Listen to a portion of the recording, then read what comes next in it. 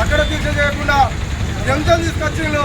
అదేవిధంగా జంజంలో దీక్ష కొనసాగిస్తుంటే నిన్న రోడ్డు మీద వదిలేసిండు. మరి రోడ్డు మీద నుంచి మరి కొనసాగిస్తుంటే కొనసాగించని ఆంక్షలు విధిస్తూ మరి ఆయనను దీక్షభద్రం చేసే కార్యక్రమం చేస్తున్నారు. మరి ఖబర్దార్ సీఎం రేవంత్ రెడ్డి గారు బీసీలకు ఇచ్చినటువంటి హామీలను నిలబెట్టుకోకుండా మరి శాంతియుతంగా చెప్తున్నటువంటి బీసీ నాయకుడు దీక్షలను నువ్వు భగ్నం చేస్తున్నావు.